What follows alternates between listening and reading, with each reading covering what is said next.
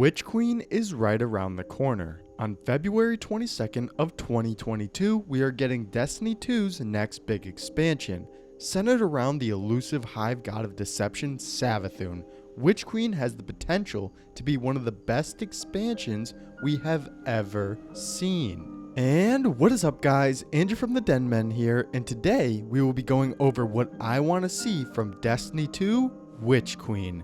From new exotics to the elusive raid, we'll be talking about everything for the next expansion. If you are excited for the next chapter in Destiny 2's Light and Dark saga, make sure you hit that like button and comment what you want to see from Witch Queen. I just want to say I will be taking a look at what will be coming in Witch Queen specifically and not any of the seasons after. But with that being said, there is a lot to go over in today's video, so get ready and let's get right into it. The first thing that people are going to look at is the story that Bungie is trying to tell in Witch Queen. If we look back at the Taken King, there are a lot of similarities between the two expansions. A lot of people consider the story behind the Taken King to be one of the best narratives Destiny has ever told, and Witch Queen has a lot of potential to do it again. I can see Bungie returning to their roots with this expansion to tell a compelling story and one that fans would be excited to see. Compared to Beyond Light, Witch Queen has a chance to use the main villain in the right way. If we take a look at Aramis, nobody thought she was a threatening enemy and overall was not done correctly. Savathun, on the other hand, has been in the story for Destiny for some time and has been a major player in a lot of other DLCs. From all the way back in Forsaken, we started to see what she was capable of in the Dreaming City and how cunning Savathun truly can be. Even in little ways with Shadowkeep and Season of Arrivals, we knew that she was the person behind a lot of the problems for the last city in recent years. Through the seasons of the last year, we start to see the culmination of Savathun's ultimate plan leading up to Witch Queen, and if Bungie does it correctly, we should be seeing a great story. What a lot of people will be looking for is a good payoff to a character that has been around in the narrative for a long time. It will definitely be interesting to see what Bungie decides to do, but I'm sure none of us want to see what happened with Aramis and leaving her story so open-ended. The legendary difficulty that they are adding to the Witch Queen campaign is a great inclusion, and would love to see more of it in more expansions. This time around, they are going deeper into the storyline than we have ever seen in recent years, so it definitely gets me excited for what is to come. What gets me really excited for Witch Queen is the location that we will be traveling to. Set in Savathun's throne world, the new playable area looks to be one of the most unique and diverse places we have ever seen in Destiny. There is a lot happening inside of the location with hidden secrets, different themes around the throne world, and a lot more we don't know about yet. I really like the unique settings like the swamp area or the underbelly, and even the haunting castle that sits above it all.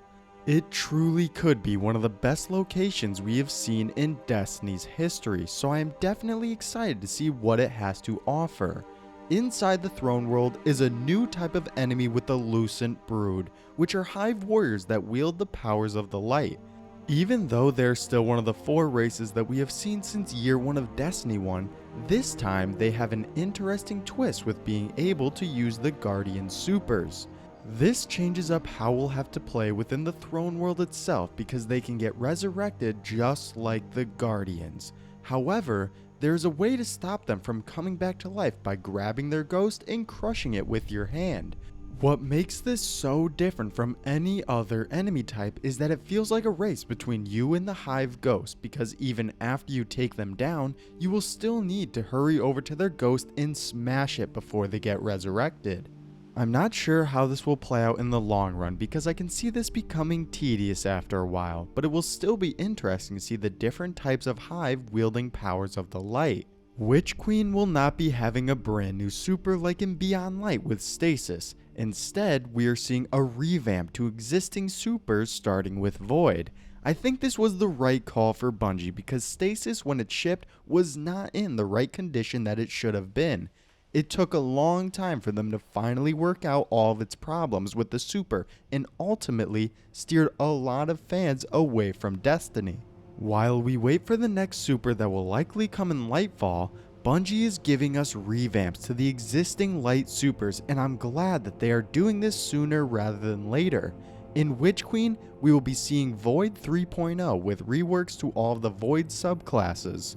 Similar in Stasis with the customization to it all, aspects and fragments are coming to Light Supers and will bring them up to the level that Darkness ones have now and any new ones we will be eventually getting in the future. Also similar in Stasis with Freeze, Slow, and Shatter, there will be 3 different types of classifications to use the subclass. For Void, they will consist of Suppression, Weaken, and Volatile. Suppression will be all about disabling enemies. Weaken will increase the target's incoming damage, and Volatile causes affected enemies to explode after defeat. Overall, I'd say Void 3.0 will be a good change for the game, and I am excited for what it will be in Witch Queen and all of the future supers getting changes as well. One of the biggest things that can come from Destiny is a raid. Beyond Light gave us the Deep Stone Crypt, and it was one of the better ones that Bungie has delivered. They have a chance to do it again in Witch Queen, this time set in a broken down pyramid ship in Savathun's throne world. It is tough to say as of right now what we will be seeing exactly, but it is likely that they will be something tied to the darkness. I doubt it will be a full-on new enemy race, but possibly a tease for what is to come in the future with the final boss of the raid. There's actually a lot of potential here, and if Bungie does it right, we could be seeing a great activity. The pinnacle of PvE in Destiny is a raid, and the pinnacle of PvP is definitely Trials of Osiris. Over the last few seasons, they have been setting the groundwork for revamping the activity, and with a lot of new players coming into the game during Witch Queen, it has a lot of potential to be very interesting. The Summoner will also be making its return and a new undisclosed weapon as well. I hope they continue to update Trials of Osiris and give players a reason to play the Pinnacle activity. There is also a new 6-player matchmade activity with Conflict Eternal in the Throne World zone itself. We are not exactly sure what it is as of right now, but from what we can gather from the Bungie website, it will have something to do with the struggle within the Throne World and maintaining the balance. Other than that, we cannot be sure of anything, but I hope we see a change with how these 6-player activities work. I don't think it needs to be too drastic, but something that really sets it apart from something like Override or Astral Alignment would be the best possible solution. For a lot of people, weapon crafting will play a big hand in their journey heading into Year 5. Being able to build or rework weapons and make them your own is something that has a lot of potential. The base design of it all is that the more you use a weapon, the more it gets upgraded, so it makes you build a type of bond with them. Researching these different options will also be a key feature as well to build all new weapons, and is a very unique feature that I will be interested in seeing in game. You will also be able to do this with your exotic arsenal, but it will work a little differently. With exotics, it is more about fine-tuning instead of altering it completely, but it will nonetheless be something players will be able to do. Altogether, I'd say weapon crafting is something that will be a key feature going forward into the future of Destiny, and I'm excited to see how they will use it in Witch Queen and evolve it throughout the future of the game. The Weapon Crafting Forge is also where you'll be able to shape your first glaive, and I'd say adding an all-new weapon is a great feature for the game, especially one so different. A weapon that is a mix between a range and melee is something that could be very unique in-game.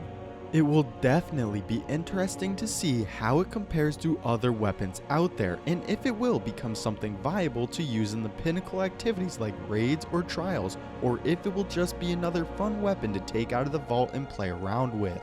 We know that the glaive will be an exotic with 3 different ones for the 3 classes of guardians. At this time we know of 6 exotic weapons including the 3 glaives and 3 exotic armor pieces. As of right now, it is unclear if this is all we will be seeing or if Bungie is hiding any from us for a big surprise. As for the ones we are getting, they seem pretty unique in their own design and could be very fun to use. A lot of people have looked at the new Parasite grenade launcher, and yes, it is funny to see a hive worm being launched in game, but also could be viable in some of the horde mode activities in Destiny. The Osteostriga submachine gun also has a unique perk to it, with its bullets delivering a poison burst and could become one of the better weapons in the game. I do hope, however, that they are adding more than just these, because on paper it looks as if we are getting a lot, but once you dig deeper and see that 3 of them are from the same archetype, it lessens the overall pool that we will be getting. That doesn't mean that I am not excited to see the new exotics, because they all look really unique. The Forsaken campaign Entangled Shore location will also be getting vaulted, and even though I'd rather not lose any more strikes and zones, if Witch Queen is able to deliver, then it could be better for the future of Destiny as a whole. I can say with certainty that I am looking forward to what is coming in Witch Queen. From an all new location to Void 3.0 and an entire new raid, there is a lot of potential here for a great expansion. When February 22nd comes around, we as Guardians will be heading into Savathun's throne world to uncover all of its secrets and hopefully defeat one of our greatest foes once and for all. But that is all for me now though, guys. If you enjoyed the video, make sure to leave a like and subscribe. Comment any videos you want to see in the future, and I'll see you all next time.